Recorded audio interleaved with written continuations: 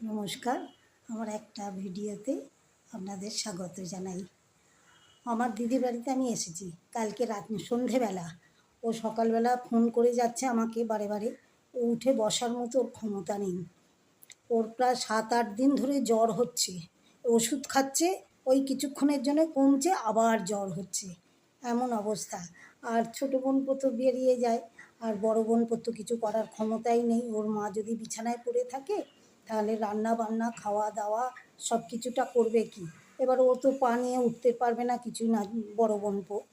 সেই জন্যে সেই বোন এবার এসে দেখি ওর ওঠার মতো ক্ষমতা নেই, কথা বলার ক্ষমতা নেই। সেই সন্ধেবেলা তীর্থ ডাক্তারের কাছে নাম লিখিয়ে ওকে নিয়ে গেলাম ডাক্তার দেখাতে। তীর্থ ডাক্তারের কাছে দেখিয়ে ওকে সন্ধেবেলা নিয়ে এলাম। ডাক্তারবাবু 3 রকমের ডেঙ্গু, তারপরে টাইফয়েড, তারপরে লিভার, আরও কি সব সব 6 রকমের ব্লাড টেস্ট দিয়েছে করাতে আমার দিদিকে। এই যে দিদি শুয়ে আছে, এই যে শুয়ে আছে, আর এই যে ডাক্তারবাবুর প্রেসক্রিপশান। এই যে আবার বুকের এক্সরে করাতে নিয়ে যেতে হবে দুপুরবেলা খাইয়ে দাইয়ে।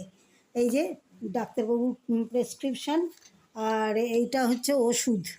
এই যে একটা, দুটো, 2 রকম।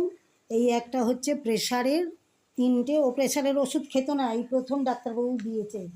আর একটা ওষুধ ডাক্তারবাবু দিয়েছেন, বলেছেন যদি জ্বর টর আসে, মাথার যন্ত্রণা হয় তখন খাবেন বলে এই যে এই একটা আর একটা ওষুধ দিয়েছেন। এই যে এই ওষুধটা দিয়েছেন, বলেছেন জ্বর হলে বা মাথার যন্ত্রণা করলে তখন খাবেন।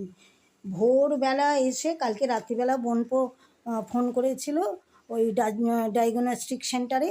ভোরবেলা এসেছিলেন, এসে ওর ব্লাড নিয়ে গেছে। এই যে আমার দিদি শুয়ে আছে, ওর তো ওঠার ক্ষমতা নেই, উঠে বসার ক্ষমতা নেই একদম। আর বড় বোনপো তো তাই, ওরও তো এই অবস্থা, এই যে পা নিয়ে শুয়ে আছে। ও তো কিছু করতে পারে না, কিচ্ছু না। সেই আমাকে এসে ওর বাড়িতে এরকম ওর কিছু হলে আমাকে এসে ওর সংসারের সব হালটা ধরতে হয়।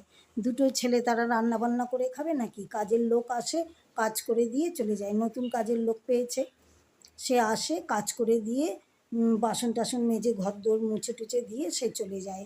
তারপরে ওকে নিয়ে যাব, ও খাইয়ে দাইয়ে দুপুরবেলা ওকে ডায়াগনস্টিক সেন্টারে নিয়ে যাব আমার দিদিকে ওই বুকের এক্সরে করাতে।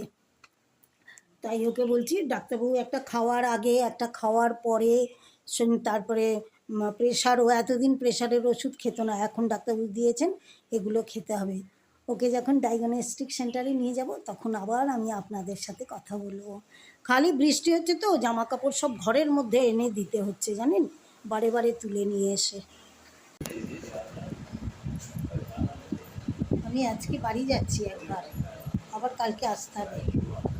ডাক্তারের সব রিপোর্ট নিয়ে কালকে আবার ডাক্তারকে দেখাতে নিয়ে যেতে হবে, সব কিছু রিপোর্ট নিয়ে। তবে ওর ম্যালেরিয়া বা ডেঙ্গু টেঙ্গু কিচ্ছু হয়নি।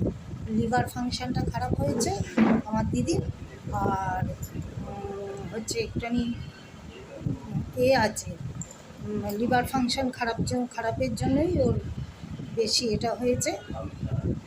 কালকে আরেকবার ডাক্তারের কাছে নিয়ে যাব। আজকের মতো ভিডিওটা শেষ করলাম, সেদিনকে শেষ করতে পারিনি।